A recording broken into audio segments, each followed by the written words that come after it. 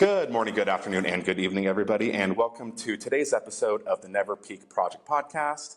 I'm your host, Coach Ranger, and in today's episode, we have a fantastic guest, and I've kind of talked about it a little bit before during the self-employment updates or just kind of off the cuff during the Normal Mindset Monday episodes that I do.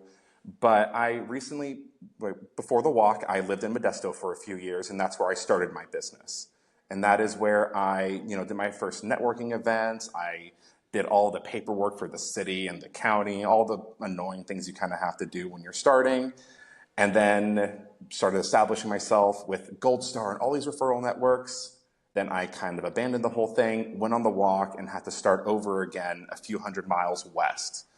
And that was something I was pretty worried about because, when you're going to a new area, not only do you have to kind of make new friends, you have to kind of understand the dynamic and what's going on, but when you're starting a business, there's that extra layer of nobody knows who you are, nobody really trusts you or likes you necessarily, so you're kind of starting over from scratch.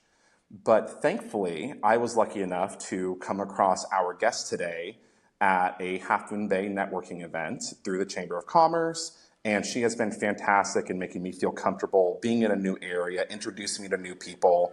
And we talked about it before with other guests where they kind of feel like they're the light in the darkness, where it's, I'm confused, I'm overwhelmed, but here's this person that can kind of lead me where is best. So that is why I am so excited to have Krystlyn on as a guest. Krystlyn, thank you so much for sharing more magic and light in my life and now finally the life of my listeners. Oh, thank you so much for having me. I'm so excited and I'm so appreciative that you even came to the chamber. And it's been a real pleasure getting to know you and everything that you're working on. So I'm so excited. Yeah, I appreciate it. For those that don't know me as well as you did or haven't read your bio just yet, can you just kind of give a quick intro of who you are, what you do, and what we're here to talk about today? So I call myself the Chief Executive Optimist, so the CEO of the Coastside Chamber of Commerce, and that's here in Half Moon Bay. However, our region is what we call the Coastside, which is a large area covering from Pacifica all the way down to the Santa Cruz County line. So, with Half Mhm. Moon Bay kind of being our hub. Gotcha. And I know we talked about this a little bit off air, but what exactly does a chamber do for the local? Kind of see the sign every town that I walk through. I walked by the Chamber of Commerce or other businesses kind of looking things that look like a chamber, but what is it that you actually do? So there we have a saying where when you've seen one chamber, you've seen one chamber because each Mhm. chamber is very different in what we do. So I want to preface that what I say is very specific to our chamber, although there may be some overlaps with other chambers. So the we run multiple facets for the benefit of our business community. So most people are used to nonprofits serving food or giving Mhm. clothing or those types of things. We're the nonprofit for our area that helps businesses hopefully thrive and survive and grow. So that means our services are very, very wide ranging. So for us, we run the visitor center, we help run the business development center, we help run the workforce development center, we put on a Mhm. lot of the city events. So we're coming up on what we call Nights of Lights, which is a big holiday parade, and it's all meant to get people downtown so that they start purchasing their holiday gifts and they shop local. And then we also run Visit Half Moon Bay, so trying to get the visitors to town because that's our number one industry. So we Mhm. just have 1,000 different programs that we run on an annual basis to try to help our businesses stay up and going. And one of the things that I noticed about our chamber specifically and kind of what you just mentioned was that when you think about Chamber of Commerce, it's small business development, bringing in tourism, helping in that regard. But I also noticed that you said something about employment, that it's not just the businesses, but it's about helping people get more opportunities to develop skills or help build up their own personal finances, right? Yes. So it's very important that there's a holistic view to the community in making sure that everybody has the opportunity to thrive and survive, as well as the businesses. And the businesses are nothing if not for employees. So Hmm. we need the employees to have all of the tools in their tool belt to work for our local businesses and help them. So that's even like our local McDonald's, talking to them and saying, hey, we're hiring predominantly kids right out of high school or for their summer Hmm. jobs. So we need them to understand, some basic math, because they need to know how big a burger is and how to run the Hmm. cash register and how to count change and all of these things. So then they tell us what they need, and then we try to make sure that there's classes either through our school system, through the adult school, and if there isn't, then we create them here. We have a classroom, and we'll bring programs to try to get people skilled for what we need on the coast side. I love that because it's very much the was it rising tide brings up all the ships. I think that's the Yeah. saying, but it's not Yeah, just the. Oh, go ahead. Oh, so yeah, rising tides lift all boats. Thank you. Okay. It's not just this sector of business owners making them go higher and higher and leaving everybody else behind. It's really raising the bar for everybody so that everybody has that opportunity. They have the resources. I'm sure there is a little bit of that. Maybe correct me if I'm wrong, but maybe there's a thing between there are these amount of resources or opportunities, but this amount of people that actually use them. I think that might be Yeah. something. So, like, kind of also letting people know about the cool stuff that you're doing. Yes, yes, that is what our biggest hurdle is. So Hmm. much of what we do is actually free to our community. The classes are free. We try our best to market everybody that we can. We have a website that any business on the coast side can put their business on the directory, can promote their events, their sales and specials. And some of that really sits unused because we've built the tool, but we really have to work very, very hard to get the businesses to spend the time to use them. I feel targeted because I didn't know that there was an online directory like that. So it sounds almost like a blue ocean. There's not very many people that are kind of in that in these opportunities. So it sounds like a really good resource for people to like. If they jump in, there's not very many competitors in that regard either. Or am I thinking too Um, businessy? there No, there's a lot of competition for the average business owner's time, right? So Hmm. it's like, even if we told you when you first joined the chamber that that this might have existed, there's a very good chance that we said it in such a way that it was just kind of passing in one ear and out the other, and Oh yeah. a host of things that we were throwing at you at one time. And so it's really hard to cut through the noise that every business owner has to go Hmm. through to try to get them to, help us help them. That's one of the real challenges of a chamber. And this one is going to be more universal. We can only put out what the business owners put in. So it's really Hmm. frustrating because somebody will join the chamber and we have all of these resources that they can use that we've set up. We do our best. And then a year when their membership is set to renew, they cancel it and they're like, well, I don't know what your chamber did for me. You did nothing. And it's like, but you didn't come to a single event. You didn't network with anybody. Hmm. You didn't post your events. You didn't, like, we are literally one and a half people. We can't chase down 400 businesses to get their information. We need them to give us something to work with. But we also realize that businesses are inundated with all of the things that they have to do to just be in business. The administration for running a business is absolutely mind boggling. And so we acknowledge that. So we do our best to try to do the parts of it that we can. But at some point, a business owner has to be responsible that they get out what they put in. How many people are a part of this chamber specifically? So pre-pandemic, which I'm so sick of saying that word, by the way, but pre-pandemic, we hovered around 375 members.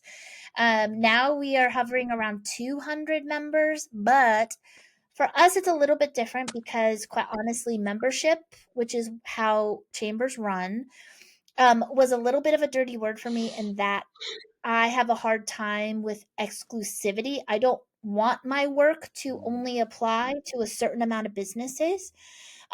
So the pandemic really allowed me to get my board on board with supporting all of the businesses in the community, not just the ones that were willing to pay the annual fee of Mhm. $300. Because for some businesses, that's really hard, or they Mhm. know that they don't have a lot to put in time wise. So they acknowledged that ahead of time. And I don't want to penalize businesses because they're busy being businesses. So during the pandemic, we rewrote our mission so that we supported all Coastside businesses, not just members. So even though our membership hovers at 200, that's 200 businesses that just love us and want to support the work that I'm doing. But I, in my mind, I represent the 1,800 businesses on the coastside. Yeah, so it's about representing the entire community, not necessarily just the sectors that are not just the ones that I guess that are paying, but are everybody's bought into the overall success of the community is kind of the ideal, right? Yes, yes. Yeah. Gotcha. How cool. Awesome. Well, I feel like we could spend an entire episode talking about what the chamber does and all these amazing things, but I just want to make sure that we kind of explain what exactly it is. I mean, one of the big things, the selling points for me was the meeting room and the classroom. Just having that as a home-based business where I can have somewhere where I can do workshops, where I could do group coaching meetings or meet with people in person, not in just a coffee shop or somewhere loud where there is some privacy. You guys are working on the media room for podcasting and voiceovers and all these amazing things. I think I just want to make sure that I have, some sound bites to kind of promote the chamber and the amazing work that you guys are doing here and just that opportunity for folks to prosper. But in Yeah. terms of this episode specifically, I know that we want to talk a little bit more about your journey and kind of how it relates to the overall purpose of the Never Peak Project and that mentality. So, do you want to go ahead and just kind of explain the challenges that you've overcome, what those challenges are, and kind of how you landed from, I guess, this cocktail of life experience, right, into Chamber of Commerce CEO? Yeah, so I think the first thing I would acknowledge is that my challenges with having autism and ADHD have not been overcome. I work on them on Mm-hmm. a daily basis, a momentarily basis. So I constantly am trying to self evaluate how I am moving through the world, how people are perceiving me through the world, so that I can adjust myself and my behaviors and my reactions to best fit what I say be when I grow up. So I'm 43, but I don't really consider myself as reaching my top potential. I'm just always striving for the next. So, but to do that, I have to be willing to evolve. And so I read a lot of online support groups and listen to a lot of podcasts where they really dive into the mentality of ADHD and autism. And I really found out that I had autism when I was 37. So I think it's important to note that in my background, I grew up being terrible in school, and this is no disparagement on the teachers of the world. However, I had multiple teachers tell me and my mom that I was dumb. And so I grew up not thinking that I was worth very much, that I was not going to do well. I had no aspirations to go to college. And mainly just because the adults around me, for the most part, didn't really see potential in me. I was just this little girl that moved through the world and just didn't really have a whole lot to offer because I didn't find the things that fit me. And I tried to do what a lot of us do, which is mask, and you get really good at kind of being an actor. And so when I was thankfully in my last year of high school, I had one teacher who took an interest in my abilities and really saw me for who I was and told me I was smart and told my mom I was smart. Well, and she was not, problematic, but um, just having that one teacher believe in me actually set me up to feel like I could go to college. So then um, I applied and went to the, junior college. And once I hit college, I actually started making the dean's list and I got grades that were pretty decent. And that just kind of fed my inner mentality.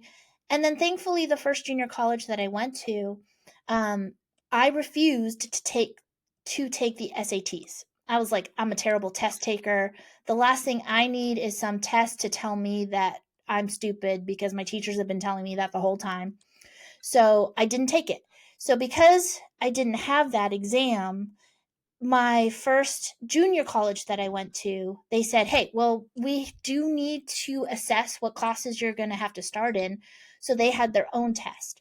So I took their test and they came back to me and said, hey, we've noticed that your math skills are way down here, but your English comprehension skills are pretty far up here. And usually, when we see such a separation in the test scores of the parts, usually means that there's some kind of learning development disorder. Do you mind if we assess you? It's totally free. I was like, what? You actually want to take time to figure me out? Like, that's awesome. So I went through the process and they blew my mind and told me that I actually had a high IQ. I never would have guessed that. And then that I had a processing disorder, which meant that I roughly work on a 3 to 5 second delay. So then, once I was armed with that knowledge, that at least in the eyes of the IQ department, I was higher up there, and that I just was not good at taking things in auditorily or by reading. I'm just a visual, hands on, tactile learner. That was the first brick in the wall of me really figuring out, like, oh, if I actually can figure out how I tick and how I can use those to my benefit, then I can actually do more, better, cooler things. So, again, thanks to that school, they put me in some classes, they gave me some tutoring and mentoring so that I could work through this. And then the next part of that was really just getting real with myself and being honest with the people around me, which took about 20 years to really wrap my arms around. And so now what is my biggest asset is I'm the first one to admit that I'm autistic. I'm the first one to admit that I have ADHD. If I fail at something, if I'm late on something, I apologize for it. I take accountability for it. And I don't try to give people a reason to be mad at me. I try to give people a reason to be compassionate about what I'm working through. So when I was 37 and I started reading about autism and really truly identifying with these stories that people were telling about their life and how being Mm-hmm. autistic, how the revelation of that they were an adult with autism was going, I started learning more about it and then just working on myself to make sure that I have the tools to work with, but that the people around me have the tools to work with me. Mm-hmm. I don't even know if that answered Gotcha. your So question. That it was sounds so like long winded. no, I think that was perfect because that really does, I think, set the stage for really the rest of the conversation. Because it sounds like a lot of that at the very beginning was, I think compassion really is what was missing throughout those first few years. Like people were just, if you're not living up to their standards or you're not processing things as quickly or doing things per the status quo, you are not normal, therefore you are lesser or dumb, or they ascribe these other labels to you. And I think that's so interesting that by this standard, sure, I may not be doing too hot, right? But is that the best standard to be judging me by? Probably not. And I think that's so interesting. Just the as soon as somebody kind of said what was really going on, then you thrived. Then you were able to say, oh, there's this other rubric that I could be graded on. So what did that create for you as you were told something different than you had been? Permission. It gave me permission to be myself and to do things the way that they made sense to me, with the understanding that my process might not make sense to somebody else. So, and it's actually really funny in that I have a team member, and we joke all the time because we will have a project and I will tell her my thought process on how the project should happen. And to me, it's super logical. I'm like, bing, bing, bing. And she will look at me and be like, wow, like I literally think the opposite. Like what makes sense Yeah. to me is this. And so so then we have this moment where we get to giggle and laugh together and be like, wow, we are wildly different. But at the end of the day, we both do good work and the project would come out awesome regardless of who's doing it. And we just acknowledge that we just do things in different ways. So when you come up to that kind of crossroads where you see it way A and they see it way five, right? Not even on the same scale, but very different.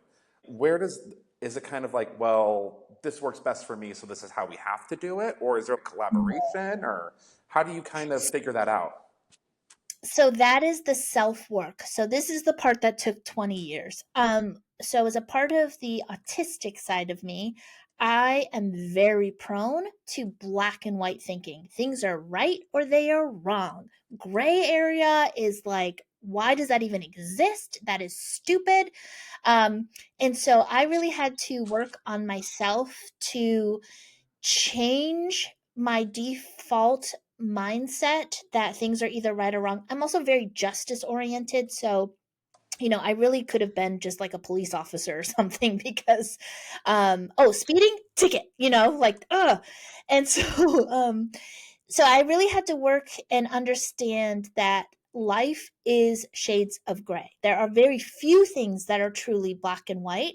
And even in then, there's still shades of gray. So I had to work to make sure that when people come to me with different ways, if I truly think that the way that they're going to do it is still going to produce a good result, then I just need to shut up. Like, just Mm. let it go. Now, however, I am also a perfectionist, and I also have a really hard time letting things go and not allowing them to be anything less than perfect. So that is something I am still working on the daily basis.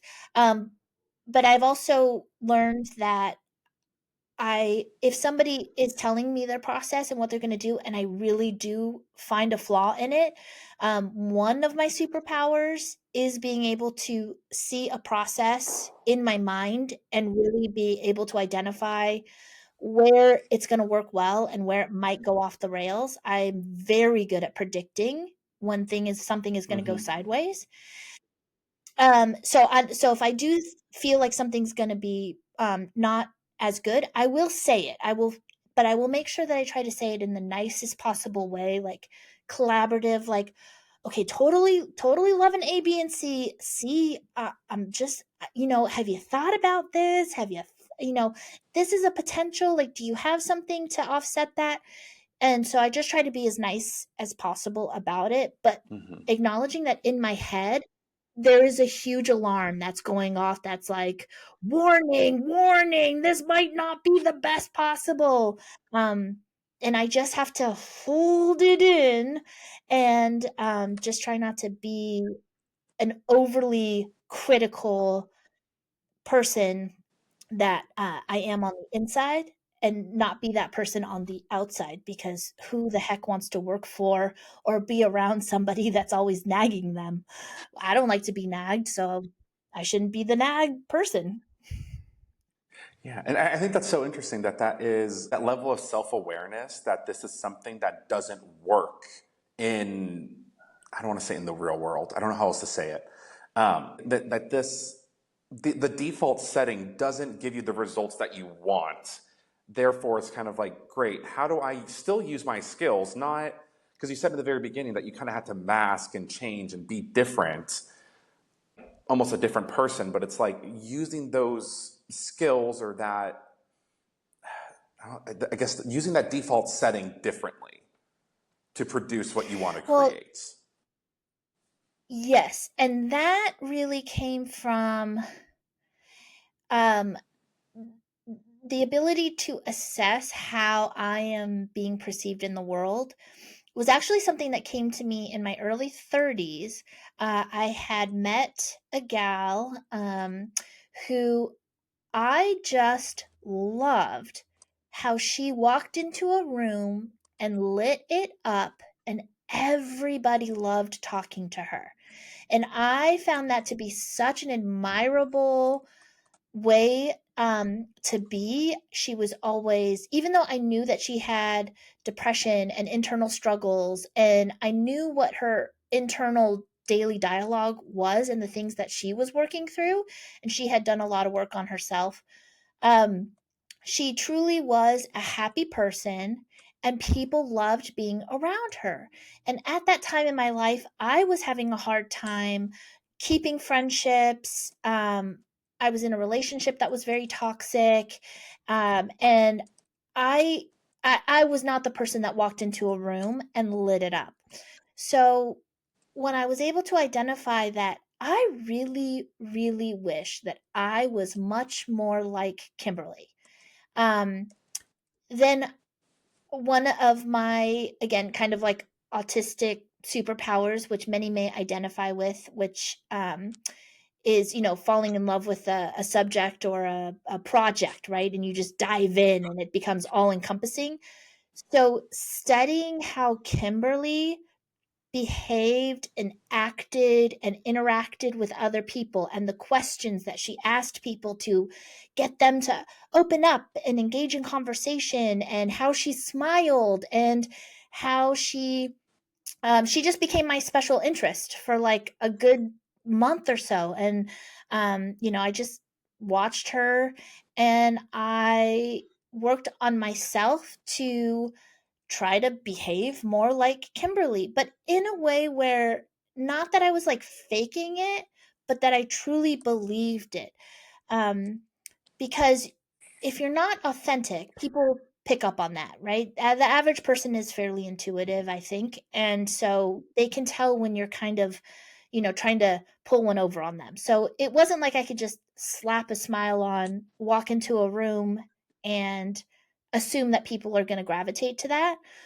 But what I could do was make sure and be present and aware if I was smiling or scowling, because my base face is definitely not like, it's just like and um so making sure that I did smile when I was out in public and things like that, and then really working on myself to be interested in what other people had to say.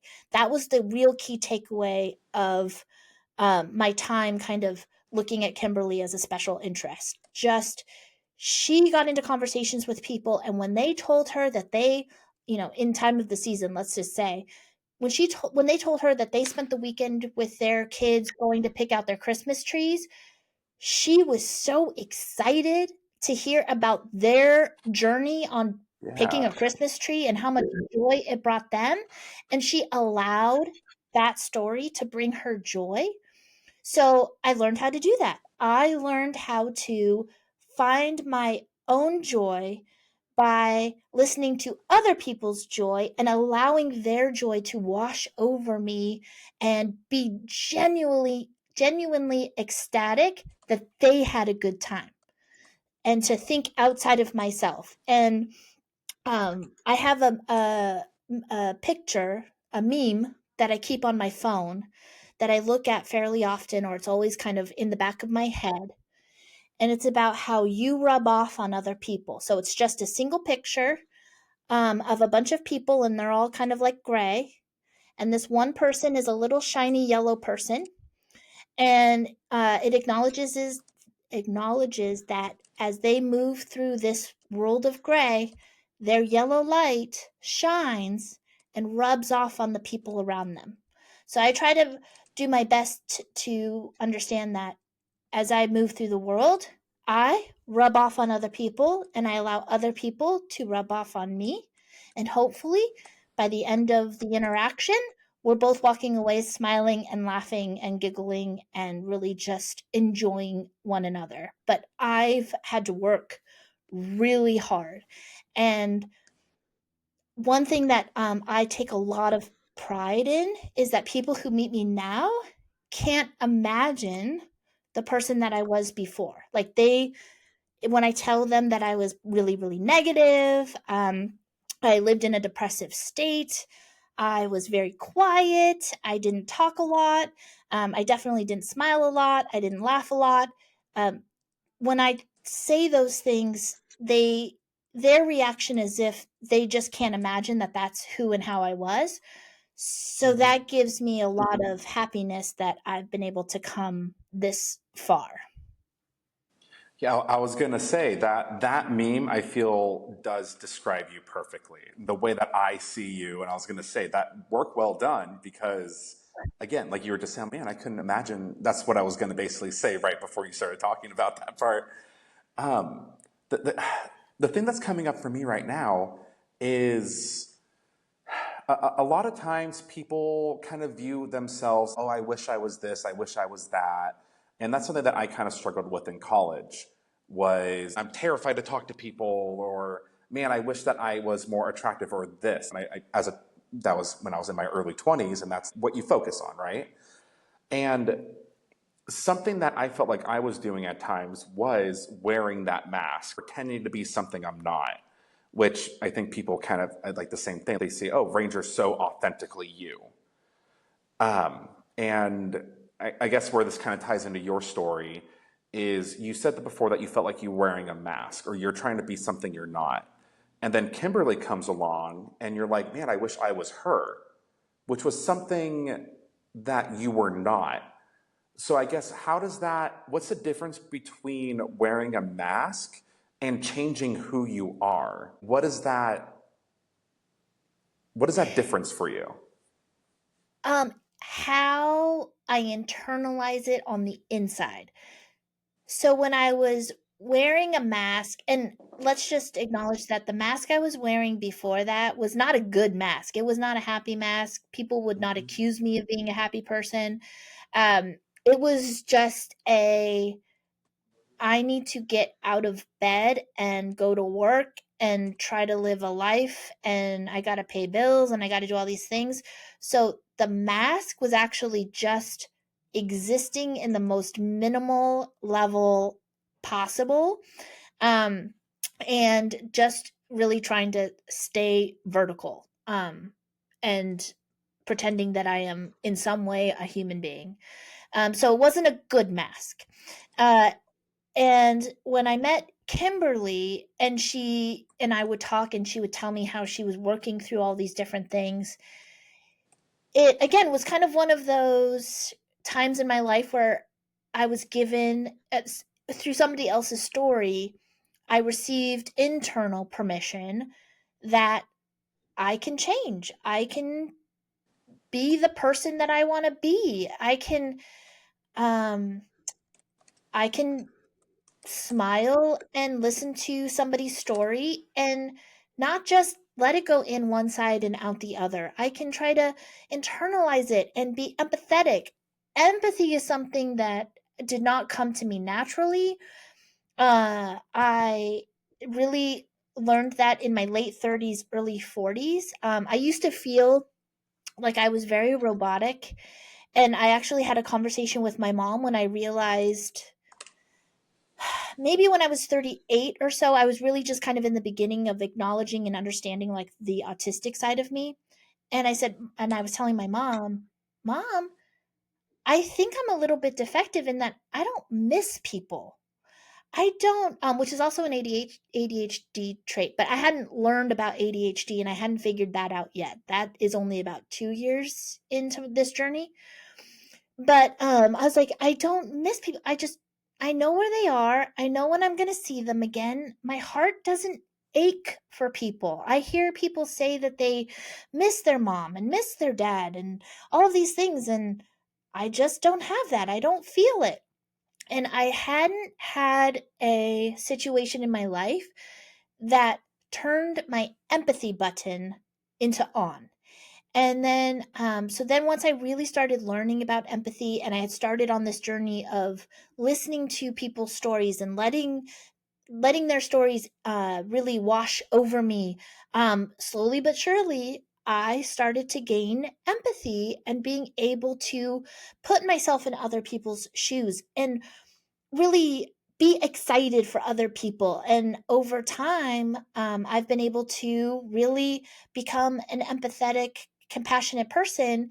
And now I cry at everything. It's a pro and a con, this empathy thing, because some days it really makes it hard to really get anything done because I am now so affected by the people around me. When the people around me are happy, everything's awesome. But when somebody around me is having a hard time and is sad, I want to drop everything and help them get through it. Um, but that was again something that I had to learn about and hear other people work through it, and then try to take the lessons from what they had done and apply it to myself. And I think what's coming up for me as you're talking about empathy is when I think of empathy, I do kind of feel like that is something that you're born with. It's one of these character traits. Some people have it, some people don't. Some people are really good at it, others are not. But what I'm kind of hearing from you is that a lot of these character traits, they're more so skills. Like you can learn how to do it and how to have that as part of your personality or something you can feel almost. Um, yeah, I think Yeah, that's so so interesting. well, and so, credit to Reddit. I'm a huge Reddit fan. I love Reddit. I love the subreddits. I've learned so much by the people's stories on Reddit. And so when I started to realize that I had a lot of ADHD traits on top of the autistic ones, and they do tend to go a little bit hand in hand. Um, I had I had a realization that, and somebody had mentioned this in a Reddit comment, that people with autism and ADHD have a hard time relating to something until they've experienced it themselves. So let's just say empathy was really, really difficult for me. And then I had somebody close to me for the first time pass away. So I was truly, genuinely devastated by this person's passing. I had never had that before. I was, well into my 30s when that happened. And that, so then that triggered a little bit of empathy, of the empathy button, because I now had something to relate it to. So once that was pointed out to me, that I have a hard time relating with things until I experience them myself, then I had a mission to go out and experience other things so that I could turn them on, so that I could give my brain the understanding that this, of this skill or thing that I'm looking for. So for me, a lot of it is empathy and compassion and flexibility. Flexibility is not something that I am innately prone to, but I have, again, worked to be able to be like, oh no, that's okay. There's other ways that, there's another time, there's another this, there's another that. And I get compliments all the time where people are like, oh, you're so easy to work with. You're so flexible. Only in my mind, I'm like, oh my goodness. um, but yeah, so and that was through experiences, right? So allowing myself to go through experiences allow something to come up that would normally send me into a tailspin, but take that moment and be like, but Joe652 on Reddit said that if he just waited 37 seconds and let that uncomfortableness wash over him, and then he could kind of get through the other side and be like, well, quite honestly, this is not the end of the world. Let's not create a big deal about this and let's just be flexible. And then we could, and so then once I started doing that, then it became completely ingrained and innate in me. So now I'll still have every once in a while, when something starts to change and I'm not, quite ready for it, I have to pause, and I've gotten really good at pausing, and just take that moment and let myself just internally deal with the freak out, but then like be okay letting it go. But you gotta experience it. You gotta allow yourself to have that time to get through it and figure out what tools work for you. So for me, it's a pause and just allowing myself to have, 30 seconds to let my brain go, and then come back to it, and conditioning the people around me that I'm allowed to pause. So I try to let everybody know that I work with or that I live with or that I deal with on a constant basis, hey, just so you know, there's a squirrel in here, and this squirrel is on the fastest treadmill possible and is going, and sometimes doesn't quite understand what's happening and needs to take a moment. So if we're ever in a conversation or things are kind of happening and you kind of see me like freeze for a couple of seconds, just let me have that, and then I guarantee you I'm going to come out of that freeze and I am going to be ready to go. I've gotten through it, I've moved on, but I really need you to let me have that moment. And as long as I'm honest with people and let them know that that's my process, that's what works for me, it's tried and true, people give me that space. And then I also try to let people know ahead of time what I think is going to trigger me. So I run a lot of events, and events are very prone to going sideways. And so I try to tell people, like, hey, if I'm working on this thing and you come at me from the side, that tends to overwhelm me and set me off. And I get a little bit snappy because my mind's trying to figure out what thing I'm supposed to focus on. And it's gotten overwhelmed and it's gotten overstimulated. And so I am going to short circuit and potentially I'm going to get a little snippy snappy with you. Please don't take it personally. Please know that that is just something that is going to innately come out. I don't mean it, and I will always apologize after. But I try to warn people ahead of time so that when they see that side of me that is not my level best, that they know that it's not personal and I'm really working through something. Yeah, I think there's so many good things there. I'm going to try to consolidate it a little bit because I think that the examples that you're sharing are so specific and not just know yourself and read things on the internet. It's here are these specific examples. Again, that the difference between the mask and I guess almost changing who you are. Um, there's a guy on YouTube called Zefrank. Have you ever heard of him? I have not. Okay, I'll probably send you one of his videos. He does the true facts videos, true facts about the armadillo, and he says silly things. He used to have these actual, I don't want to say like actual serious videos. Um, but one of them was like this kid was growing up and he's 18 and he's like, how do I know I'm going to be the type of person that I want to be? And it's like, man, what a hard question.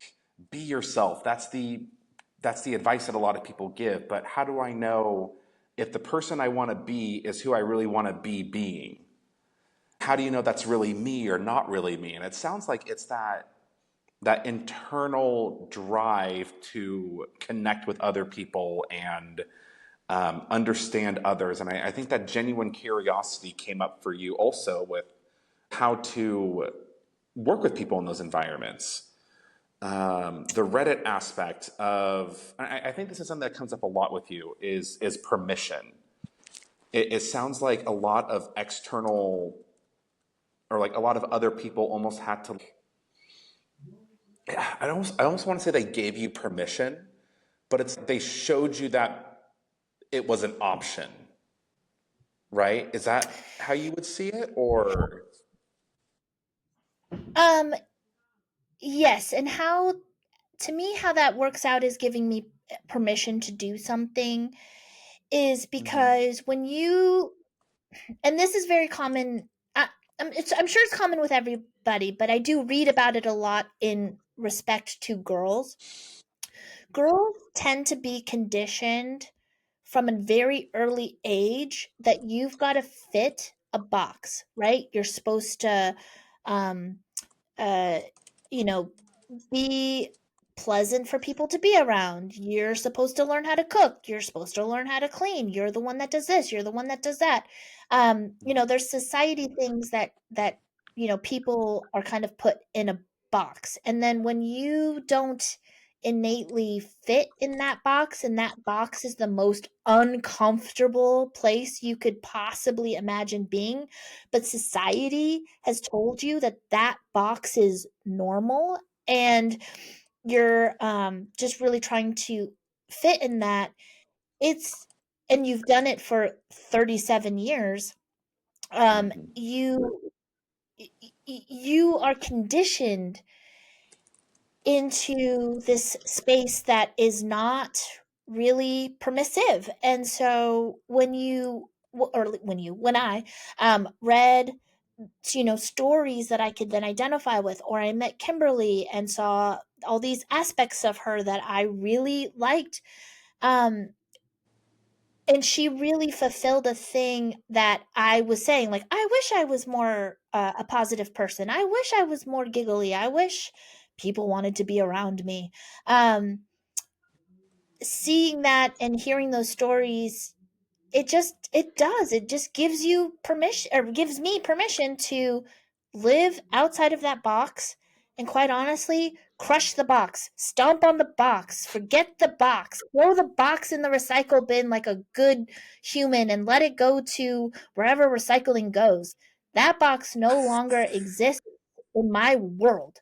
I now live in a clear bubble of positivity and trying to do the best I can do. And I am completely encircled in beautiful, round, glowing light. And I would love to kick all boxes to the curb. Get rid of every single box. I don't care what they look like. I don't care what they are. Just get rid of them. And it sounds like also just Yeah. like build your own shape, your own object, right? Like you have that agency to do so. And we hear this a lot in TV shows and movies when they talk about diversity and making sure that people of all types of races, ethnicities, sexualities, are represented on TV. That's what I needed to allow myself to be my authentic self, and to really see that that was something that was okay. I had to see that represented out in the world. And I think as time goes on, and we're definitely in this beautiful beginning, I think, golden age of neuro spicy people being allowed to exist in the way that is comfortable for them, and acknowledging that everybody is just different, and in our differences we are beautiful and gorgeous. I think we're just going to continue to see wonderful societal changes as people like me see other people like me in the world succeeding, living their authentic lives, and allowing us to come out and be what we want to be. Yeah, I love that. And I think that as a straight white guy, I'm represented everywhere, right? I have all these different every hero, right, is a white guy for the most part. All the famous ones. So that's something that I haven't realized until my siblings kind of get attracted to different people. Because my little brother, he's my half brother, so he's more Mexican than I am, so he's darker. I think that representation of like Miles Morales or these other characters, that's such a huge thing. And as I'm meeting new people on the walk and just getting to know people more intimately, that's what I've noticed how important representation is. So when they change characters, it's always this huge uproar of, well, that's so whatever, whatever. Then you see these little kids, like they have a character that looks like them, and that's so cool, right? So I think Mm-hmm. that that is such an interesting. It's it reminds me of that saying that people need to be reminded more than they need to be taught, and I think that Mm-hmm. having that as a reminder for myself and for others is so valuable. There is another person that have you ever heard of Temple Grandin? Oh yeah. Yeah, okay. I was gonna say I feel like she is the autistic person in media. Would you kind of say that also, or do you think it's kind of different now? I would say one of the originals. I think there's a Yeah. lot of people these days, especially as adults, who are being um, diagnosed and brought into the awareness of autistic and ADHD traits. But she was definitely the trailblazer in showing that autistic people, wherever they lie on the spectrum, have a beautiful space in this world. Yeah, I love that. She's on my list of dream guests for the podcast. So if anybody listening knows Temple, let me know. I heard a thing actually recently that she was pretty upset because a lot of people don't really know who she is, or they're in her classes now, but they don't realize who she is almost. I think that might be making her sound more full of herself than she actually is. But I think that's something that's so interesting because I would fangirl over Temple for sure.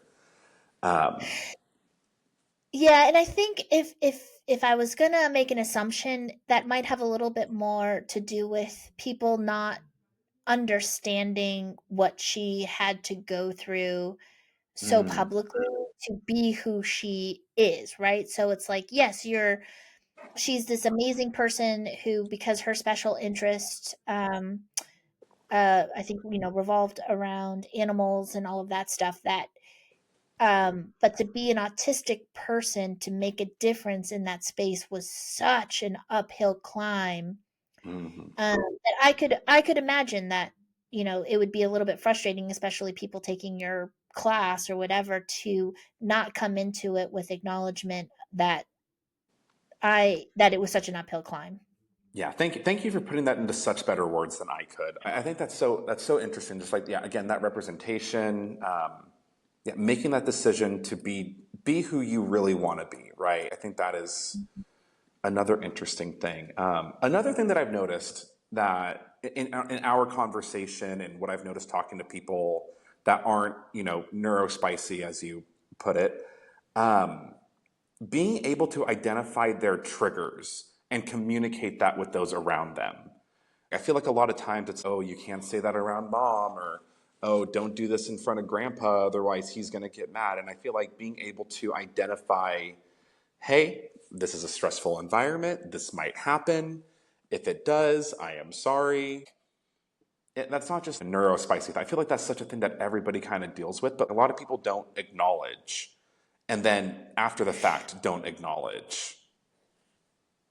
Yeah, I with 100% certainty, my life in the last 5 years has gotten exponentially better, happier, more productive, when I started being honest with the people around me. So another thing that I tend to run into is I'm very like in my head, over analyzing, overthinking.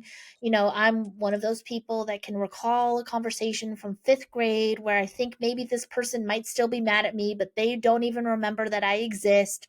Um, and so I can overthink these things, but I keep it all up here.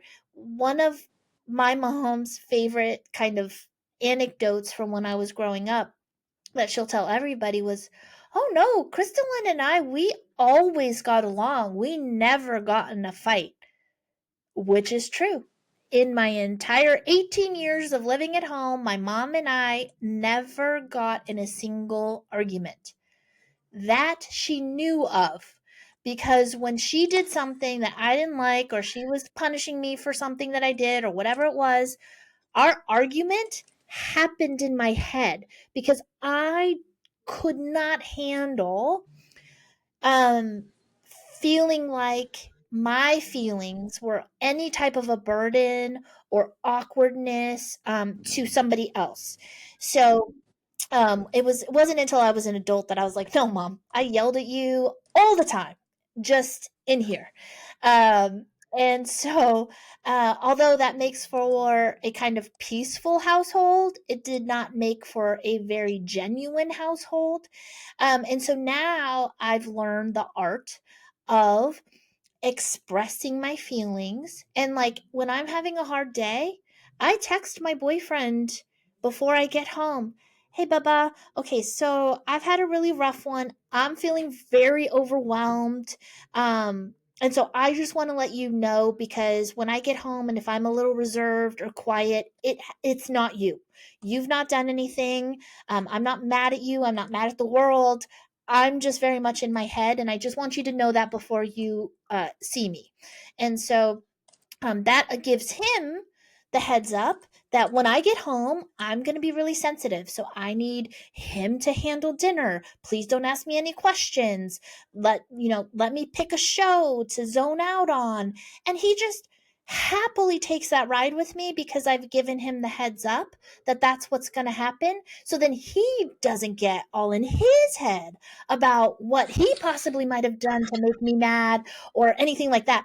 So once I started being honest with the people around me about what I was actually feeling and not trying to save their feelings or not be a burden on them, they were able to have compassion for what I was going through, let me go through it, help me get through it.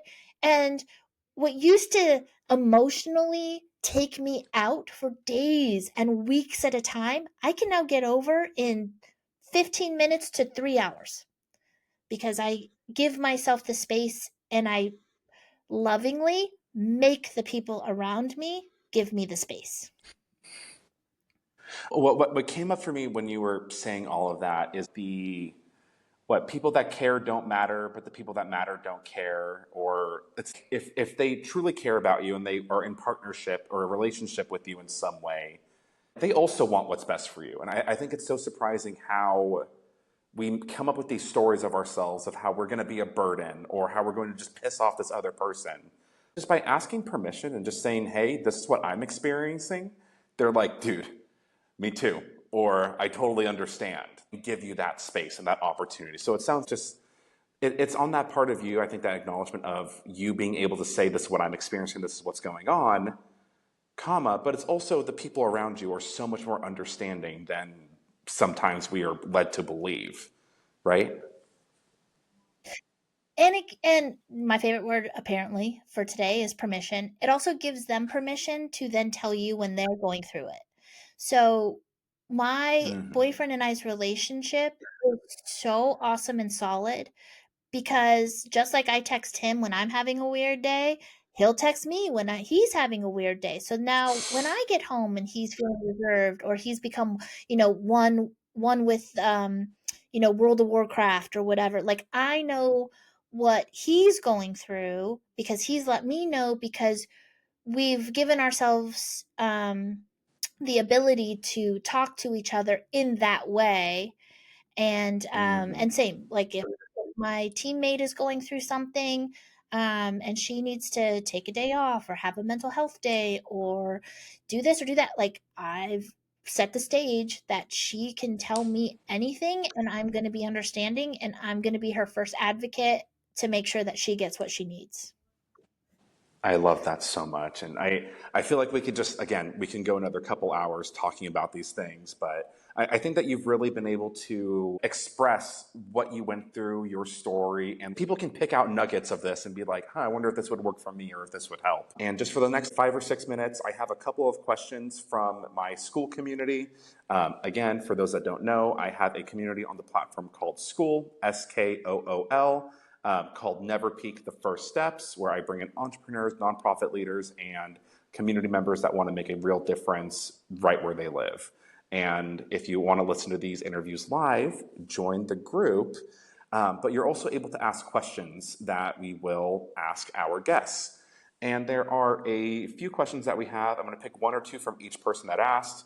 But the very first one is from AN, and she is also in the Aligned to Succeed group with me. But her question is, can you ask her for tips for busy entrepreneurs that have ADHD and have issues with their memory? So, business wise, what's worked for you in keeping agreements with folks? Oh, so for this, I'm very old school. Sticky notes, sticky notes, sticky notes. I have found, and it's trial and error. I've tried lots of different systems, so I want to really put that out there first. Go with your gut, and don't try to force yourself into a system that you think would be good, and actually just allow yourself to work on a system that does work for you. For me, it's sticky notes. I am 100% an out of sight, out of mind person. I have at any given time 27 sticky notes on my desk that I have individual notes on that are all tasks or things that I need to not forget and I need to do. So that the first part is that it's on my desk. I can see it at all times, so it never leaves my brain. But the second thing is I found out that one of the things that brings me satisfaction and makes me feel like I've completed something is to tear up a piece of paper. I know that sounds so bizarre and like what a random thing, but when I am done with a task that is on a sticky note and then I get to tear that thing up and put it in the recycle bin, I have such a feeling of accomplishment. And as somebody with ADHD, feeling accomplished is something that we can struggle with. Find a system that works for you. But for me, it's just old school sticky notes.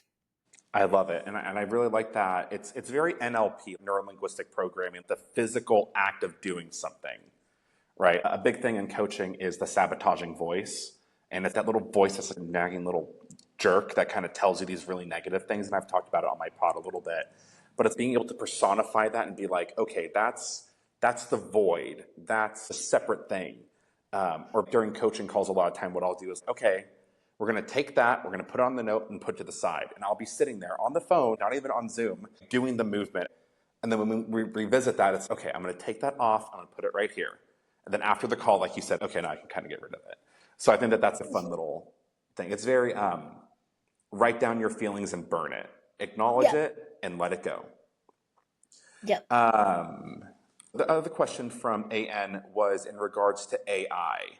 Do you have any experience with artificial intelligence like ChatGPT or anything that's kind of helped you out, or is it very much still in that sticky note, pen and paper kind of range?